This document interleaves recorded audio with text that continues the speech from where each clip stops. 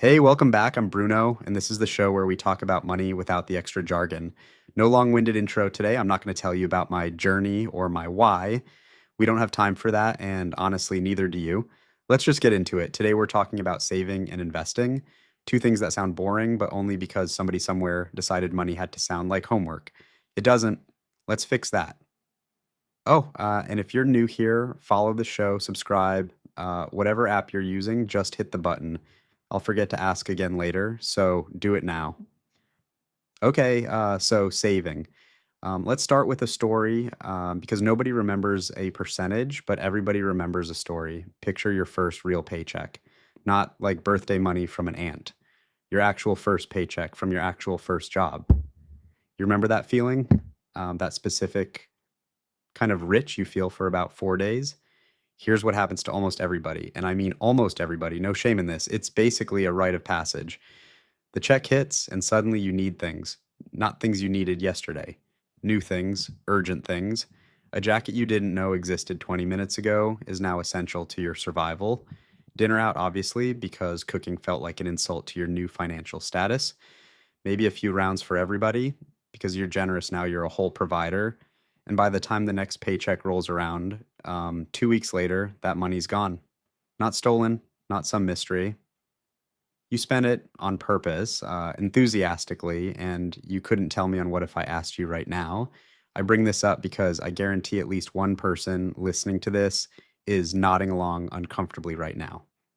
Here's the thing though, that's not a character flaw. That's just what happens when money shows up and nobody's told it what to do. Left alone, money does not sit patiently waiting for instructions. It goes looking for something to become: a jacket, dinner, a treat yourself that somehow happens 4 times in 1 week. So let me tell you about a different version of this story. Same paycheck, different person. Let's say a coworker, someone who started the same week as you. Same salary, same job, nothing special about their situation. Except on day one, they did one boring little thing. The moment the paycheck landed, before they spent anything, they moved a chunk of it.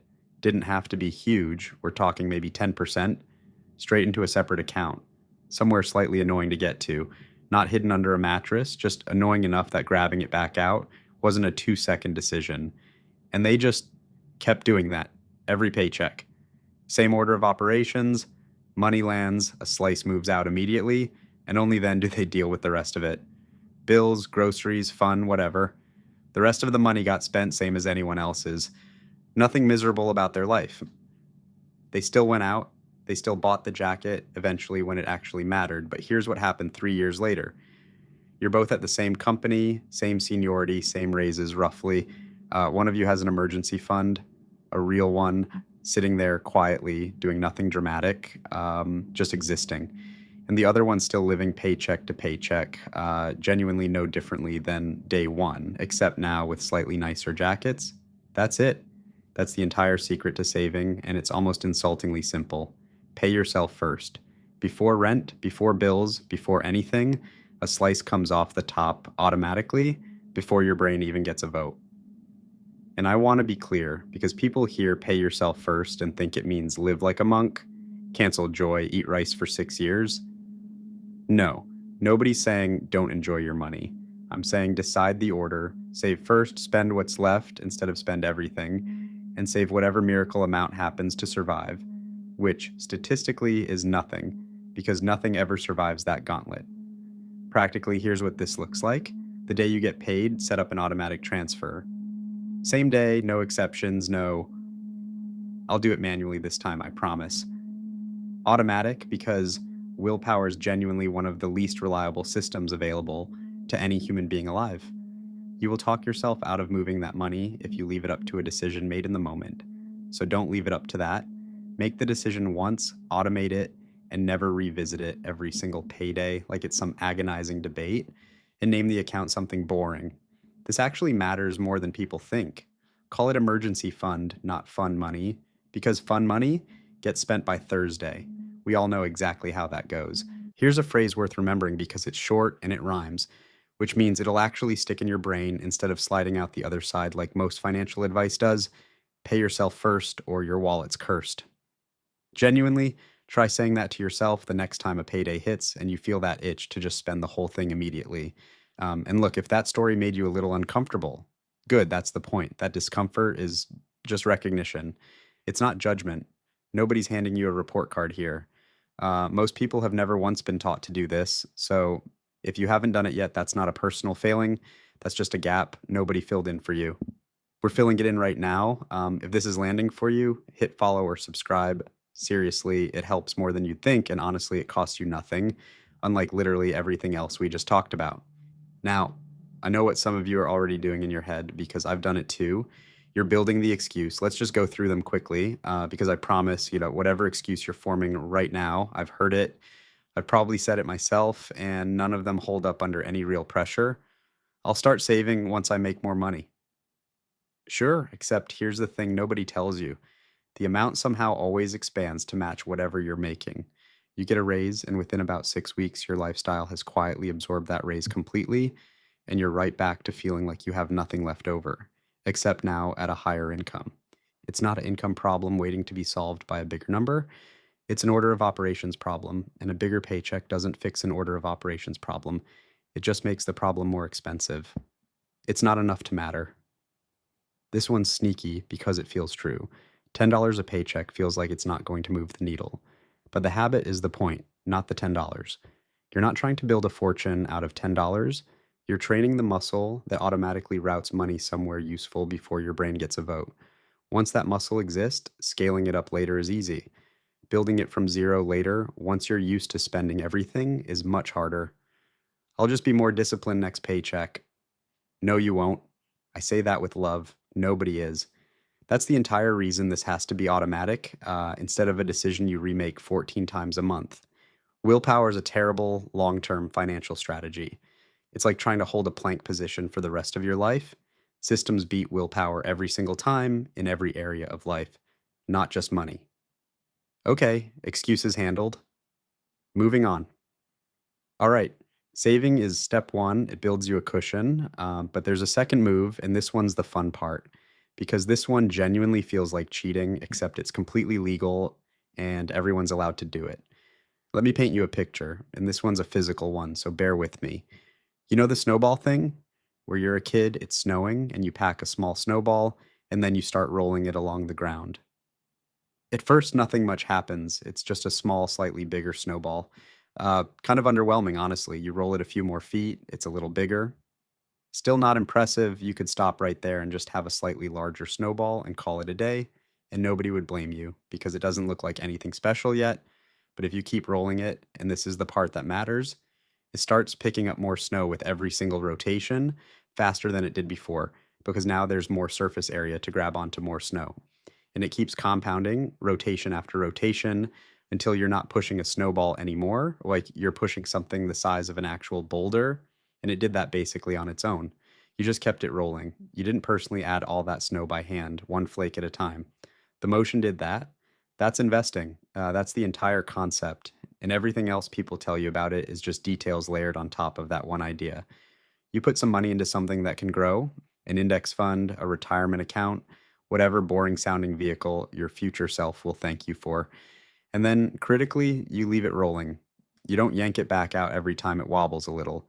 You don't stop the snowball to inspect it every 4 feet. You let the motion do what motion does, which is compound, quietly, without your involvement, for years. Now, here's where people mess this up constantly, and I mean constantly. They start the snowball and then they check on it every single day, refresh the app, check the balance, panic a little when it dips, feel weirdly proud when it ticks up, like they personally did something that Tuesday. And here's the thing, none of that daily checking does anything except stress you out.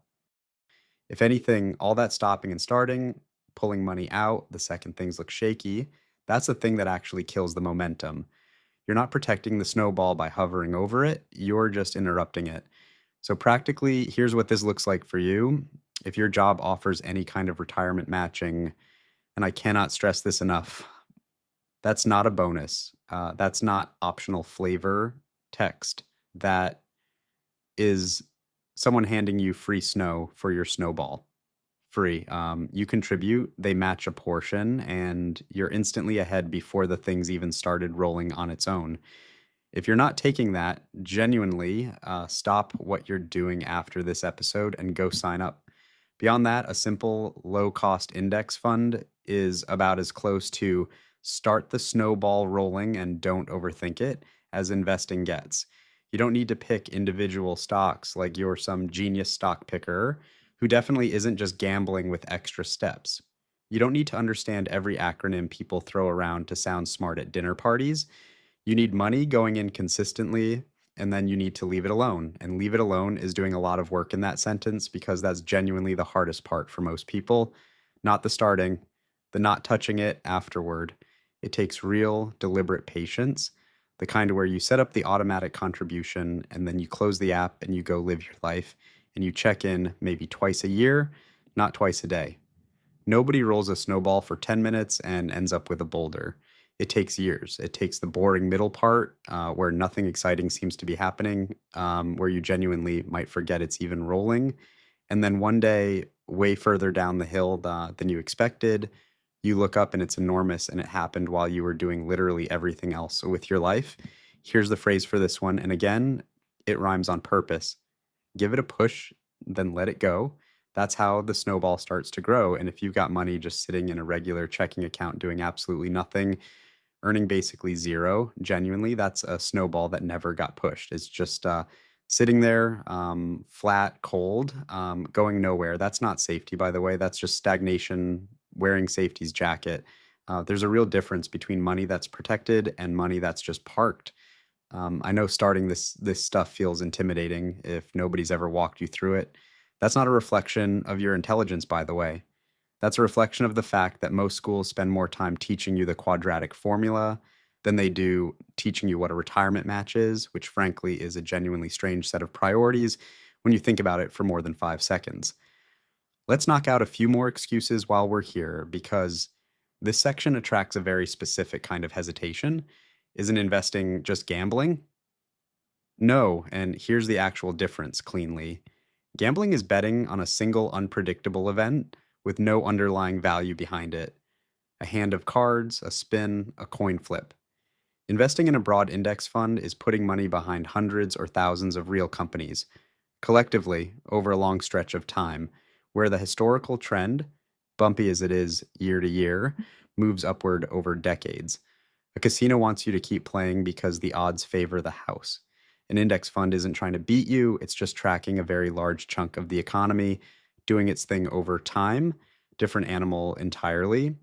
What if I invest and then the market crashes? It will at some point, it absolutely will, probably more than once over the years you're doing this. That's not a flaw in the plan, that's an expected, completely normal part of the plan. The snowball doesn't stop existing because it hit a bump on the way down the hill. What actually damages people isn't the dip itself, it's panicking during the dip and yanking all the snow off the ball right when it's positioned to pick up the most speed on the way back up. The people who do fine long term are usually just the people who did nothing dramatic during the scary part. I don't know enough to start. Nobody starts knowing enough. That's not a real prerequisite anyone actually meets before their first dollar goes in. You learn the same way you learn literally anything else worth knowing by starting small, watching what happens, and adjusting as you go.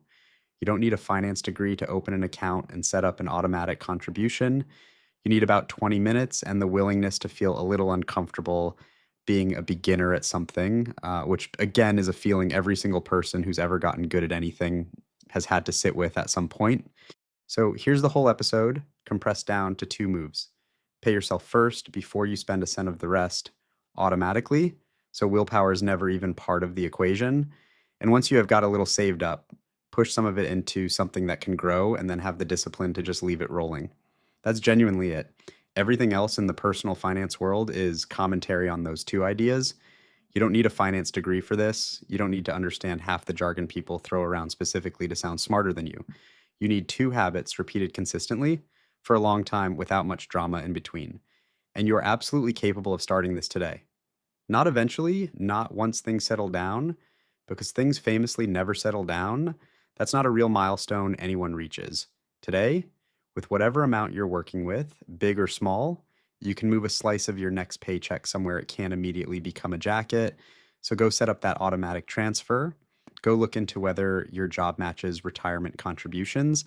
And if this episode was useful, follow the show, leave a rating if you're feeling generous, and send it to the one person in your life who definitely needs to hear this and will definitely pretend they already knew all of it.